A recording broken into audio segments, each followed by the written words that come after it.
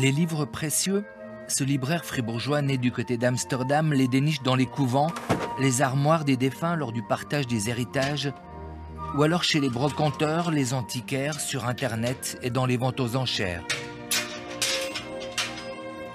Il propose aussi des milliers de bouquins d'occasion. Mais ce sont les livres reliés, dotés de belles gravures, qui attirent son regard affûté de connaisseurs. Il les achète, les classe et les stocke dans ses cavernes d'Ali Baba, puis il les revend, ou du moins il essaye. Parce que pour cet atlas de grande valeur daté de 1700, c'est pour l'instant plutôt raté. Je l'ai acheté fort cher. Et le moment que je l'ai mis en vente, mon client était fortement malade. Et maintenant, je suis à côté du marché. Il faut que j'attende que le marché me rattrape. Est-ce que j'ai encore assez d'années pour ça? J'en sais rien. Pour ne rien perdre, vous devez le vendre combien? 85 000. Je l'ai acheté 72 000. Ben voilà. Euros? Ouais, je me suis lancé. Par contre, je me suis souvent lancé et ça a bien fonctionné, vous voyez. On ne peut pas être entrepreneur sans entreprendre. Et il faut surtout, dans ces prix-là, acheter des choses qui font un peu plaisir à soi-même. Parce qu'il ne m'est pas resté sur les épaules, si vous voulez dire. À chaque fois que je le regarde, je dis « Oh, mais c'est une beauté, c'est une beauté ».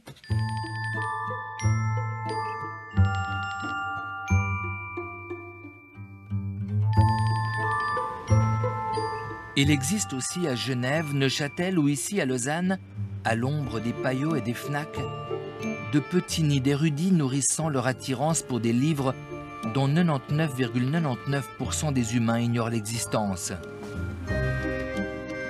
Des livres qui peuvent coûter aussi cher qu'une voiture de luxe.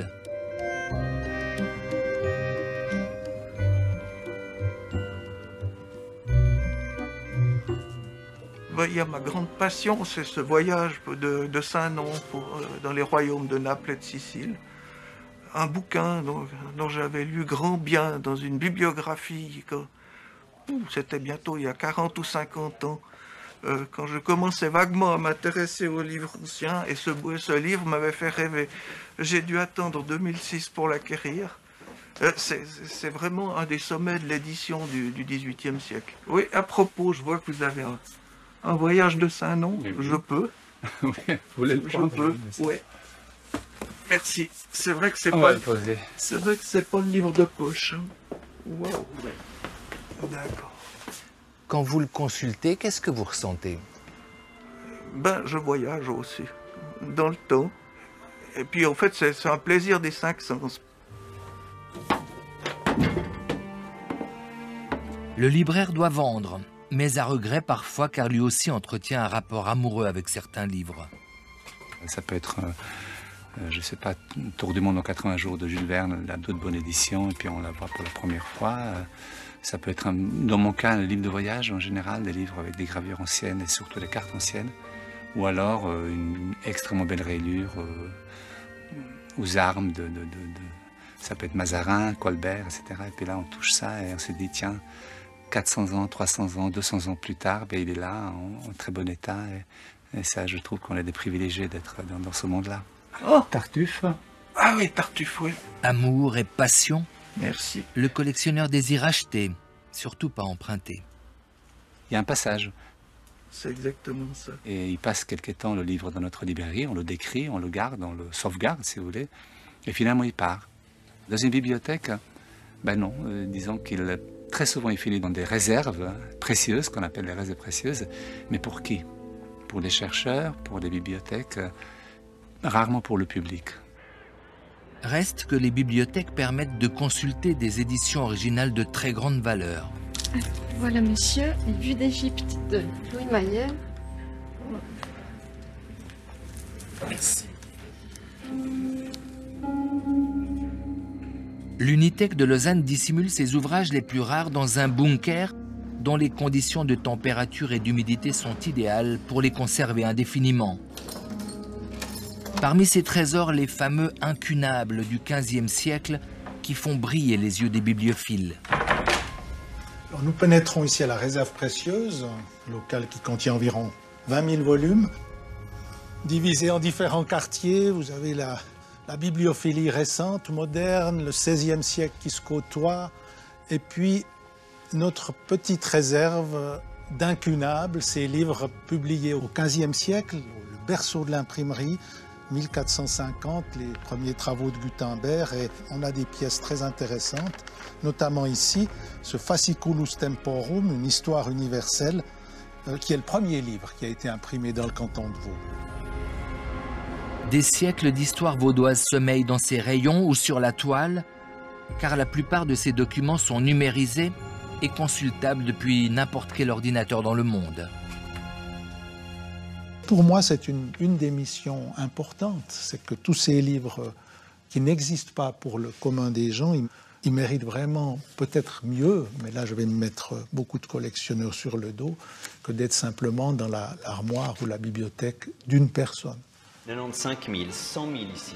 Les enchères sont montées jusqu'à 180 000 francs l'an dernier pour l'édition originale du roman fleuve d'Alexandre Dumas, Le Comte de Monte Cristo. Une fois, deux fois, adjugé à 10 000 L'entreprise francs. Piguet à Genève est familiale. C'est tenu à 80 000. Monsieur est au marteau, madame en coulisses.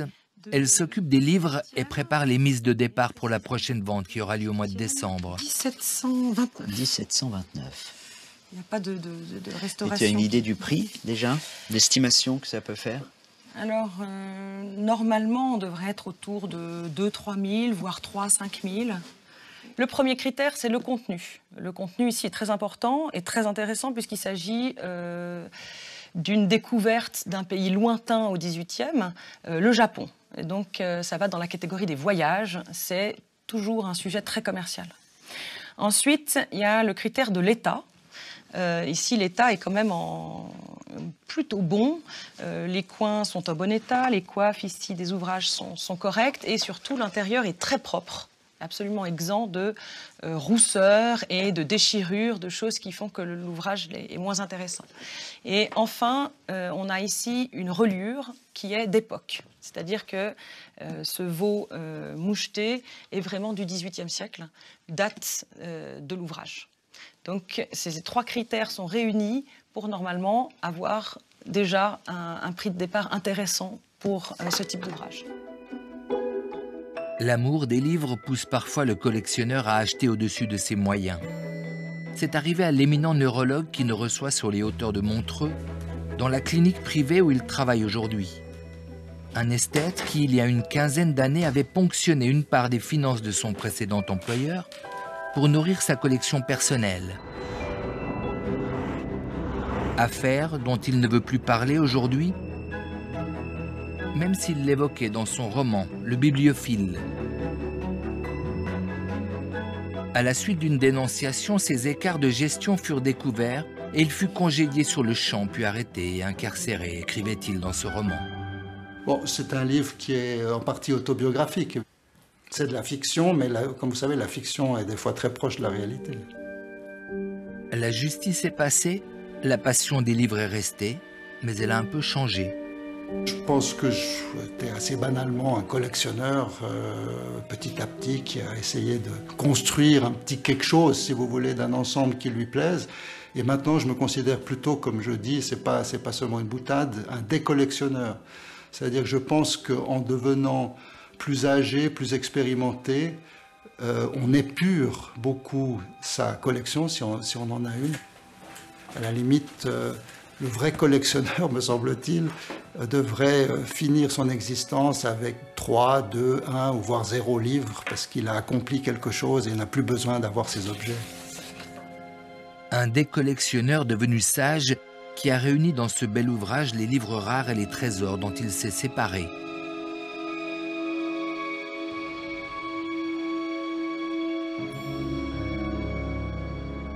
Le livre de vos rêves? Il y a un livre très intéressant de Picasso et Éluard qui ont collaboré en 1936, un livre qui s'appelle La barre d'appui. Et j'ai essayé 4 ou 5 fois de l'acquérir et j'ai jamais réussi. Et c'est très bien d'avoir un rêve, de ne pas avoir réalisé toutes ces choses, parce que ça permet de se projeter dans le futur aussi. Il y a un livre dont vous rêvez encore? Oui, bien sûr. La Bible de Gutenberg. J'aimerais bien. Même une feuille, ça me suffit. Il coûte 35 000. Une feuille de Gutenberg. Et le livre complet, s'il existe? Je crois bien qu'il va faire 45 à 50 millions. Oui, c'est un peu près ce que j'estime. Et cette Bible de Gutenberg, elle existe quelque part? Oui, à Genève, chez Bottmer.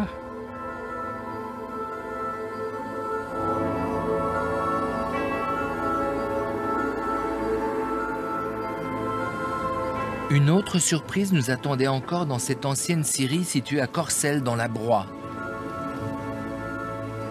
C'est un lieu qui résume assez bien le fait que Ben Artevelde recherche et trouve des livres depuis déjà 45 ans.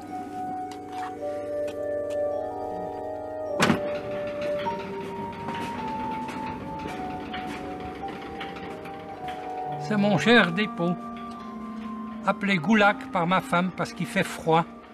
Il faut travailler, on cherche des livres qu'on ne trouve pas, qui sont mal classés. Combien de livres ici? J'estime entre 350 000 et 400 000, à peu près. Vous êtes insatiable. Toujours plus. C'est ça, c'est ça. Mais c'est mes amis, j'aime des amis. Et des amis. Non, c'est vrai, c'est une... Oui, je ne sais pas comment vous dire. La nuit, je rêve que je ne veux plus acheter des livres. Et le lendemain, il y a une vieille dame qui vient avec 2 sacs mi-gros et je plonge dedans pour voir ce qu'il y a. C'est une maladie.